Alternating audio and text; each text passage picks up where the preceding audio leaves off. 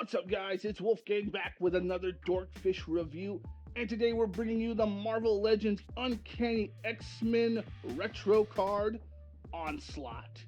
Let's get into it.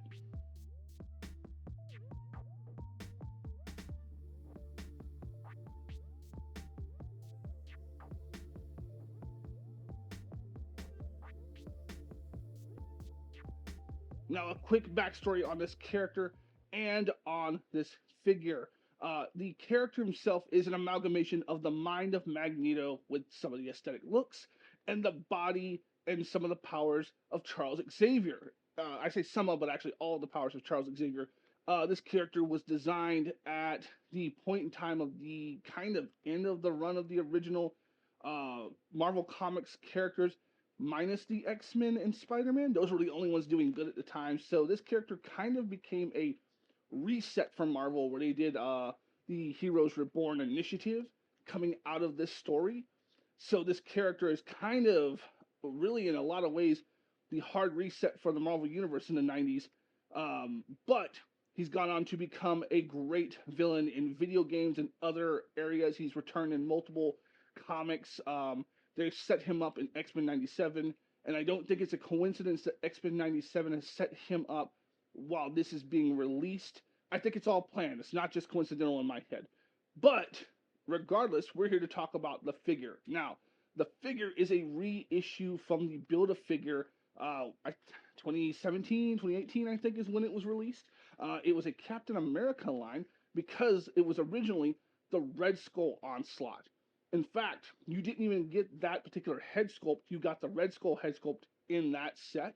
A separate figure within the same year, I believe, Kitty Pryde would come with that head, and then you would be able to do an original Onslaught armor and helmet. Now, this particular version has no other accessories, no new parts. It is just the Build-A-Figure minus the Red Skull head repainted. And initially, I just gotta say, fantastic repaint. No change in articulation, no change in accessories. It's the exact same figure, so I'm going to blow through that fast. I don't have the other to compare with, so I will put it up on the screen for you to see during comparisons. But otherwise, it is the same sculpt and everything. Now, that being said, we're going to go ahead and jump into the packaging and then the aesthetics of the figure because there is no accessories. So let's start. So with the packaging, it's the same as their retro card stuff, just souped up in size, like they've done with other figures. You've got the Uncanny X-Men on the front, a picture of Onslaught. You've got, there's nothing on the sides, of course. It's a little ugly. I had to get it open. And then your figure rundown on the back. And that is it. That is all for this part of the review. All right, and for the figure, it is, again, the same as the previous one in terms of sculpt. The difference is paint. So I'm going to move him aside so that you can look at aesthetics of this figure, and I will put a picture of the other one up on the left-hand side so that you can see it. Now, aesthetically speaking, I will say I prefer the paint job on this one. It's much more saturated. The difference, of course, is going to be for a collector, the paint and the quote-unquote version they are, such as, again, this is the retro card, whereas the other is the Build-A-Figure. But I think the paint in this one is superior. I like the details across these, the hand parts. There's good details in the legs. There's not a wash throughout the body.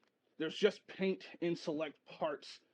Nothing new, although I will say I think I prefer the eyes on the original one a little more. These blue and white eyes on this new one, at least on my version, are a little soft in areas and might look a little weird. Like in pictures, I kind of had to mess with the eyes a little bit to get them even. So that being said, comparison-wise, there's the front. Here's the back. Of course, you can move this off to the side so that you can see a little more of the back, because you've got some detail in the back still. Line work that's done there, and some paint that's in the knees, and that stuff, that detail work. You've got it actually in the back of the arm as well. Looks good. I will say overall, aesthetically, I prefer this one. I like the colors more, and I think it's truer to the original comics. But now we're going to look at articulation. All right, and for articulation, something I want to note that I think I pointed out wrong in one of my videos is I thought that the Hulk may have been the first Marvel Legends that had the floating bicep, and I don't know for certain if it's this figure here, but I believe it could be Onslaught here having the first floating bicep because he has one. Now, head is able to go up that far and really only down that far. He can't really look anyway otherwise. You get a little bit of pivot and you can turn, but I mean, the way that this neck piece is built, it's just what it is, right? These move, so they're going to hinder your shoulders a little bit, but they can come out about that far, and that's it. No full rotation. You can just go frontwards that way. Again, it's a floating bicep, so if you can see that, I can turn the bicep and not have to turn the forearm because it's a single joint, goes up that far, and turns. Now, I like that the gauntlet is a free floating thing so that you can bring it up a little tighter, boom, and turn it, and it won't affect that joint. And then the same regular pin and hinge wrists in this figure as Marvel Legend always does. Nothing new there. You get really decent movement forward, um, pretty good back. You get some decent enough side to side. Oh, that's pegged in, by the way. Fell off. So yeah, some decent side to side, and rotation is fine, but may stretch or scuff. So be careful. There's no hip joint there. Your legs can only go up that far to catch. Is what it is. He's a chunky guy. Probably doesn't need to go that far. He can kick up decent enough. Double jointed knees. Ooh, kick back there. Ankle goes pretty decent back. Ankle goes okay enough forward, but not really a lot. And then a really good rocker. And that is him. Now let me just get an up close look at him.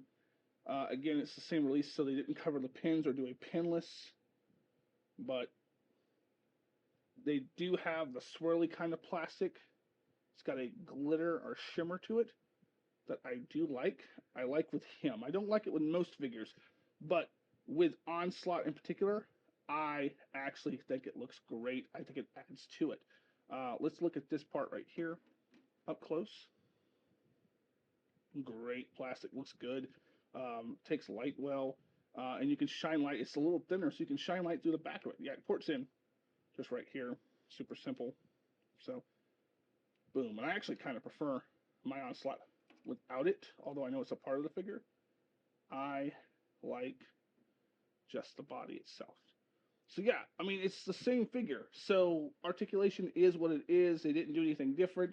I would have preferred probably an updated body, but there's a possibility with X-Men 97 doing an Onslaught that we're going to be getting a new version regardless. So we'll see how that one turns out. That being said, we're going to go ahead and move into size comparisons. And first up, we've got the Legends Gamer vs. Juggernaut, the man who introduced Onslaught by name to the heroes in the comics. He got flung like all the way across the country or something like that, got knocked into oblivion. And when they asked him who did it, he said Onslaught. And from there, the name carried. And then we've got the Marvel Rivals Venom, and pretty good scale.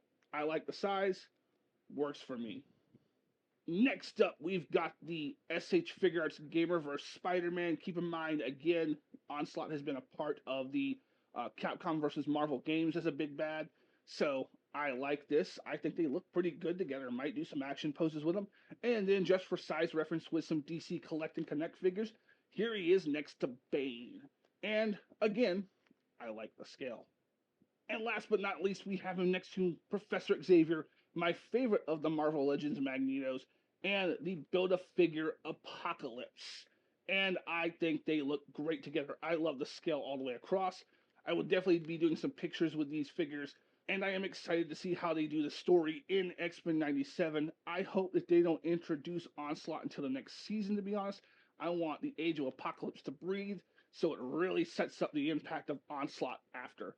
But that being said, this is our size comparison. Let's get to final thoughts. All right, and final thoughts for this review, wrapping it up rather quickly because there's not a lot of new things to talk about outside of the paint. Again, I like it. I like this figure a lot, though. I'm a huge Onslaught fan. I'm excited to see where they go with it in the cartoon. And I think if you don't have an Onslaught figure, or if you want one that I think looks a little better than the original, then pick this figure up. He's worth it. $40. I think that the Build-A-Figure was somewhere floating in the $80 and $90 range. This figure will go up. All of the re-release BAFs tend to after being gone, and I think this one was a Target exclusive. So, yeah, finding him out in the wild is going to be crazy here soon, if not impossible, I think. So, yeah, pick him up while you can, guys, because especially once he's introduced into X-Men 97, this figure is going to go wild. That being said, bringing this review to an end, thank you for watching. Comment down below your favorite X-Men character, and stay tuned. We've got tons of more reviews coming. Wolfgang's out. Later, guys.